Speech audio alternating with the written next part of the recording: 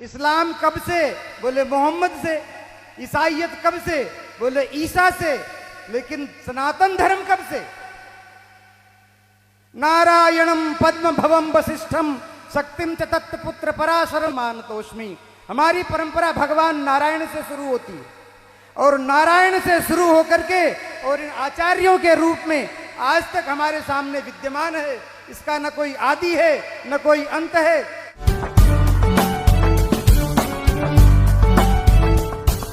अधर्म सापेक्ष है और अधर्म सापेक्ष देश भारत हो नहीं सकता। ये धर्म प्राण जनता है, इसके रग रग में धर्म निवास करता है। 2-3 घटनाएं अभी इस बीच में बड़ी हृदय को पीड़ा देने वाली हुई। अभी एक अकल के दिवालिये नेता ने तमिलनाडु के कहा कि सनातन धर्म को कोरोना की तरह नष्ट हो जाना चाहिए। भैया, तेरे अगर अकल का दिवाला निकल गया है तो उसके लिए हम क्या कर सकते हैं? संसार में जितने मत मजहब पंथ और इज़्म हैं उनका कोई ना कोई प्रवर्तक है, किसी ने उनको उत्पन्न किया है। इस्लाम कब से? बोले मोहम्मद से। ईसाइयत कब से? बोले ईसा से। लेकिन सनातन धर्म कब से?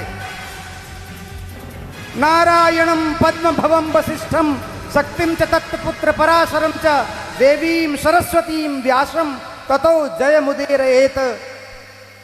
व्यासम सुखम गौड़ पदम महांतम गोविंद योगींद्र मथास्य शिष्यम तम त्रोटकम वार्तिक कार्यमन्य अस्मद गुरोह संतत मानतोष्मी। हमारी परंपरा भगवान नारायण से शुरू होती है और नारायण से शुरू होकर के और इन आचार्यों के रूप में आज तक हमारे सामने विद्यमान है। इसका न कोई आदि है न कोई अंत है, न इसका कोई जनक है न कोई प्रवर्तक है।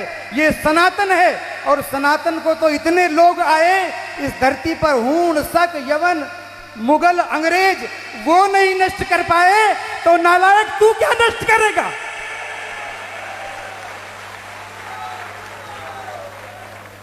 हमारे देश के संविधान में इमरजेंसी काल में जब सारे विपक्ष के नेता जेल में बैठे थे, उस समय आधी रात को 12 बजे तुमने संविधान के प्रियम्बल में धर्मनिरपेक्ष शब्द जोड़ दिया और इस देश को अधर्म सापेक्ष बना दिया।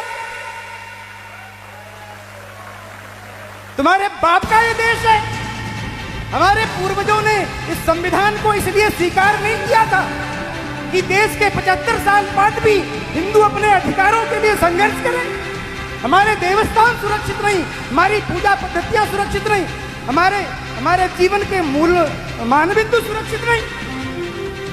अगर आवश्यकता हो तो ऐसे संविधान को आमूल चूल परिवर्तन करके उसको बदलना चाहिए।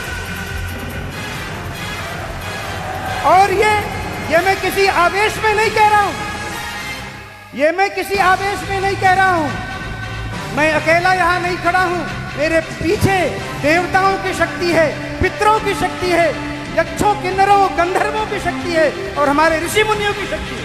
उनकी शक्ति के आधार पर मैं कह रहा हूं, हिंदू अब बहुत समय तक अत्याचार सहन करने वाला नहीं है। अपने अधिकारों के लिए भैया मिमियाना बंद करो और दिनकर के पदों के साथ स्वर में स्वर मिला करके कि विकराल काल मुंह खोलेगा, फणसेश नाग का डोलेगा, याचना नहीं अब रण होगा और संग्राम महाभीषण होगा। अगर इस तरह से स्थिति रही देश की तो ये ठीक नहीं है। संपूर्ण हिंदू समाज अगड़ा पिछड़ा, ऊंच नीच, छोटा बड़ा, इन सबको जो जातियों में बांटने का समीकरण चल रहा है। अभी थोड़ी देर पहले राजनेता आए थे और कहा हमने इस जाति को ये दिया, उस जाति को वो दिया, उस जाति को वो दिया, उस जाति को ये दिया। अरे नालायकों, तुम क्या दोगे? समाज को बांट बांट करके सत्यानाश कर दिया और आज भी समाज को बांटने का प्रयास कर रहे हैं। शर्म नहीं आती तुमको? अब हिंदू समाज इस चक्कर में आने वाला नहीं है भैया। सभी लोग एक स्वर में हिंदवा सहोदरा सर्वे न हिंदू पतितो भवे।